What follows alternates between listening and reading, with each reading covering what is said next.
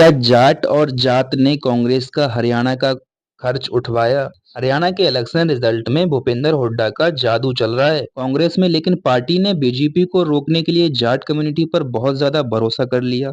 जैसे एक क्रिकेटर अपनी बैटिंग पर ज्यादा भरोसा कर लेता है, लेकिन ये स्ट्रेटेजी थोड़ी उलट गई है, जैसे चाय में गलती से नमक डाल दिया हो। इसका नुकसान ये हुआ कि दलित लोग इस बार कांग्रेस के साथ नहीं आए, क्योंकि कुमारी शैलजा ने तो कैंपेन से छुट्टी ले ली थी, जैसे कोई स्टूडेंट एग्जाम से पहले स्टडी लीव ले लेता है। अब कांग्रेस ने भले ही जाट कम्युनिटी पर ज्यादा भरोसा किया हो, पर उनका ये मूव दलित और नॉन जाट्स को खुश नहीं कर पाया। भाई, कांग्रेस का ये जाट सेंट्रिक अप्रोच उन्हें सोचने पर मजबूर कर रहा है। क्या ये सब खेल रहा है? बीजेपी ने भी इस फासले का पूरा फायदा उठाया, जैसे किसी क्रिकेटर ने दूसरे रन लेने का मौका दे दिया हो। अब देखो, बीजेपी ने हरियाणा में अपने पावर के साथ देकर नॉन जाट कम्युनिटीज को सपोर्ट पर खुद को स्थापित किया। उनकी कैंडिडेट लिस्ट इस बार भी ओबीसी और ब्राह्मण कैंडिडेट से भारी हुई है, जैसे एक वेडिंग इनविटेशन लिस्ट हो।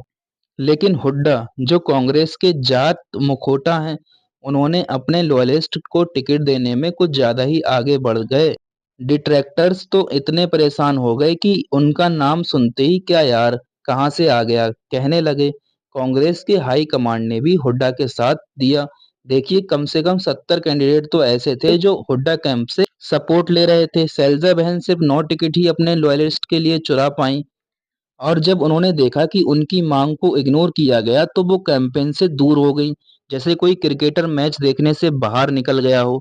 बीजेपी ने इस डिवीजन का पूरा फायदा उठाया और यूनियन मिनिस्टर मनोहर लाल कर तो शैलजा को कहने लगे, भाई कांग्रेस को छोड़ दो और सेवरॉन पार्टी ज्वाइन कर लो।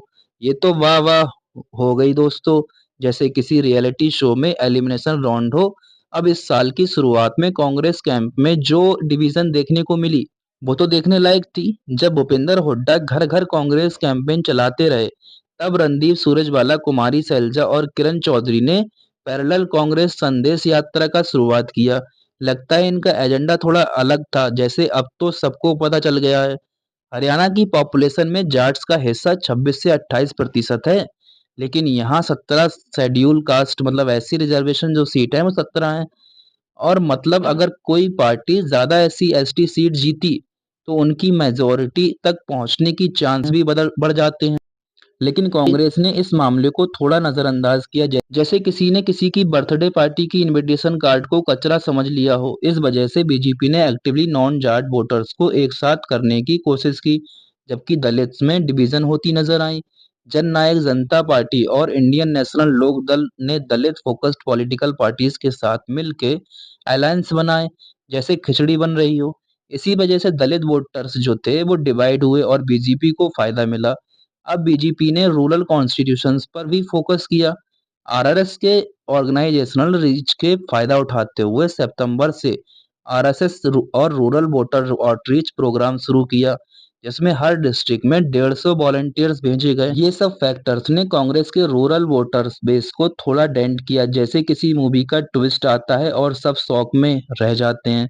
तो भाई, ये देखना होगा कि कांग्रेस इस बार क्या करने वाली है। क्या वो अपने जाट और जात के खर्च का समाधान निकाल पाएगी? क्या ये स्ट्रेटेजी उन्हें पावर में ला पाएगी, या ये एक और ओ नो बन जाएगा? जैसे हर अच्छे क्रिकेटर को पता होता है कि मैच का लास्ट ओवर में क्या करना है, वैसे ही कांग्रेस को भी अब सोचने की जरूरत है। जी हाँ दोस्तों, आगे की अपडेट्स के लिए अभी चैनल को सब्सक्राइब कर लें। मिलते हैं अपनी नई अपडेट्स के साथ।